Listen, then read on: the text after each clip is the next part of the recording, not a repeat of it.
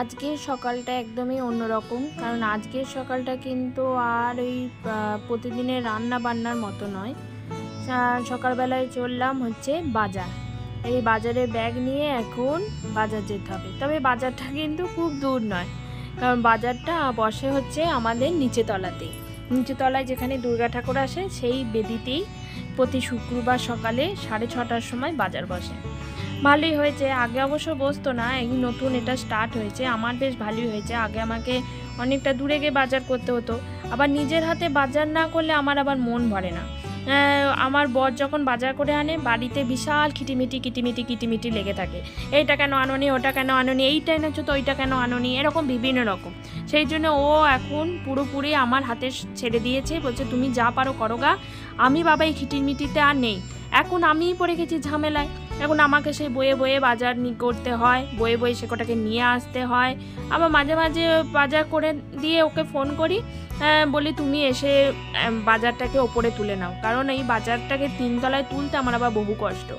এই যে বাজার কমপ্লিট হয়ে গেছে, এরকম 1 থলি বাজার করেছে আজকে, আর এই হাতে আরেক থলি আছে, মানে 2 থলি বাজার হয়েছে।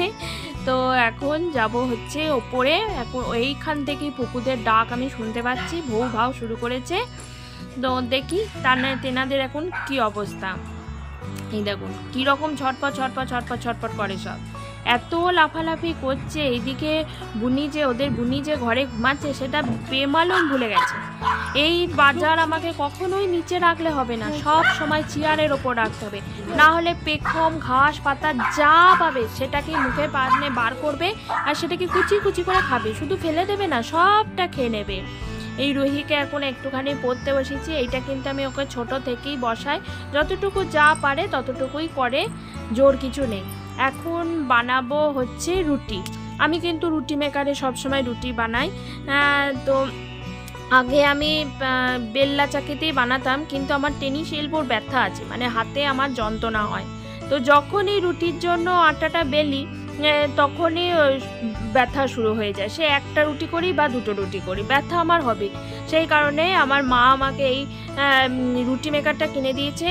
তো অনেকে বলে রুটি মেকারে নাকি রুটি একদম ভালো হয় না, ফোলে না, বেরোয় না, সেটা কিন্তু একদমই বাজে কথা। কারণ আমি নিজে দেখেছি তো, দেখুন এই প্রত্যেকটা রুটি কিন্তু এরকমভাবে ফুলে ফুলে বেরিয়ে চলে আসবে, এই যত কটা করবো তত কটা, আর প্রচণ্ড পাতলা। আর এই মৌসুমে প্রথম খাচ্ছি তালশাঁস, অপূর্ব স্বাদ। আচ্ছা তোমরা কে কে তালশাঁস খেতে ভালোবাসো আমাকে কমেন্টে কিন্তু জানাও, আর কে কে এবছরে তালশাঁস খেলে সেটাও জানাও। আর এই বদমাশগুলো তো বদমাশির কোনো শেষ নেই। দেখো একজন চাউস্টিক নিয়ে আসছে, আর একজন নতুন কভার কেনা হলো সোফার জন্য। হ্যাঁ, সোফার জন্য নতুন কভার, মানে আমার এই যে সোফাতে অলরেডি একটা কভার আছে, আপনারা তো দেখেইছেন।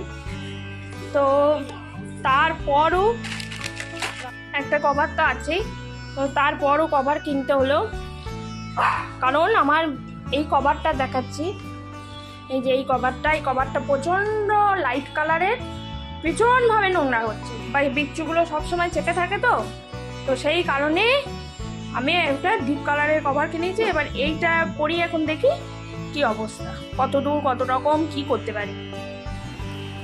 একা সোফায় এই কভার করানোটা কিন্তু এক ঝক্কি।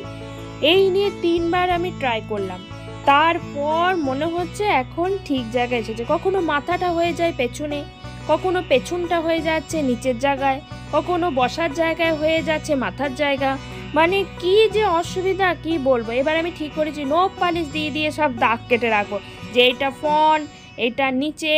অবশেষে পরানো হয়ে গেছে, দেখুন দেখতে কিন্তু বেশ ভালোই লাগছে না? আগের কভারটা থেকেও তো আমার মনে হচ্ছে এই কভারটা আরও সুন্দরভাবে ফিট হয়েছে।